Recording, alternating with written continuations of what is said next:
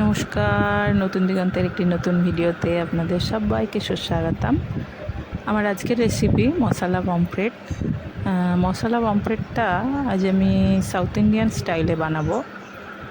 South Indian স্টাইলে যে মাছ, সামুদ্রিক মাছ তৈরি হয়, একদম অথেন্টিকলি আমি সাউথ ইন্ডিয়ান স্টাইলেই আজ বানাবো। প্র্যাকটিক্যালি আমি ওখান থেকেই শিখেছি এটা। আমি প্রথমে পমফ্রেট মাছ 3টে নিয়েছি। খুব ভালো করে এর মধ্যে নুনটা মাখিয়ে নিচ্ছি।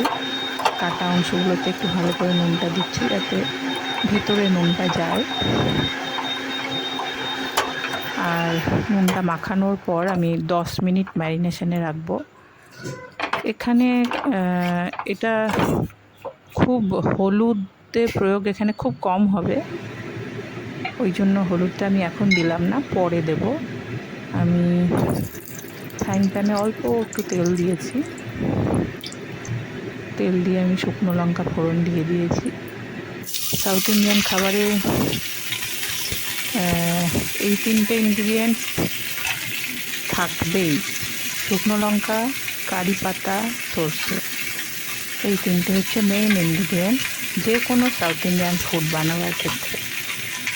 যাই হোক, ফোড়নটা ফুটে উঠেছে। আমি এবার মাছগুলো দিয়ে দেবো তেলের মধ্যে। আর তেলটার ইউজ রান্নাতে আমি একটু কম পছন্দ করি, ওই জন্য খুব ডুবো তেল বা খুব বেশি তেল ইউজ আমি করি না। ওই জন্য আমি একটু কম তেলেই দুটো মাছকে ছেড়ে দিলাম। ছেড়ে আমি একটু উল্টিয়ে পাল্টিয়ে ভেজে নেব। আমি এখানে তাওয়াটা গরম করেছি। এখানে আমি একটা মশলা রেডি করছি।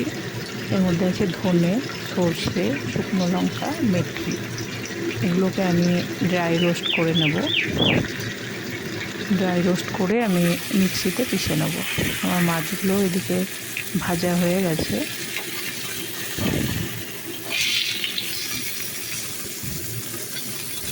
কারি পাতার স্মেলটা এখানে ভীষণভাবে, খুব সুন্দরভাবে থাকে খাবারের মধ্যে। মশলাটা আমি পেস্ট করেছি। আমি ওই অল্প তেলের মধ্যে ওই মশলাটা এটা একটা ভাজা মশলা।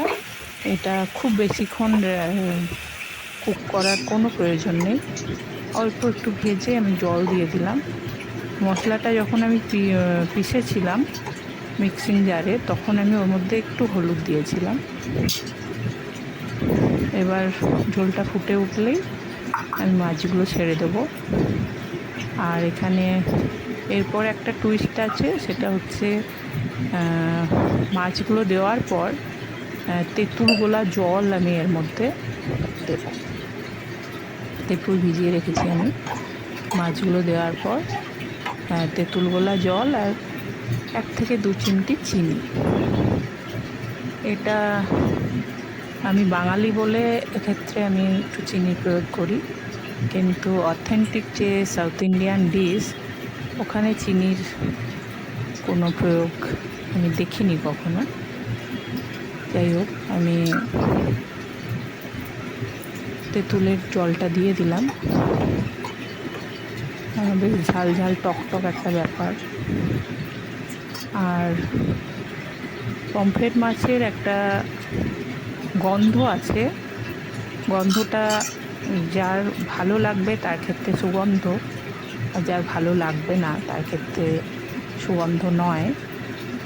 তো এই গন্ধটাকে একটু কভার করার জন্য আজ সাউথ ইন্ডিয়ান স্টাইলে করলাম। যদি ভিডিওটি ভালো লাগে চ্যানেলটিকে সাবস্ক্রাইব করবেন, আর এই ইউনিক রেসিপিটি অবশ্যই বানাবেন। একঘেয়েমি সর্ষে দেওয়া মাছ বা এই ধরনের মাছে যখন একটা টেস্টটা একই রকম পেতে লাগে, ভালো লাগে না। এটা খুব ভালো লাগে।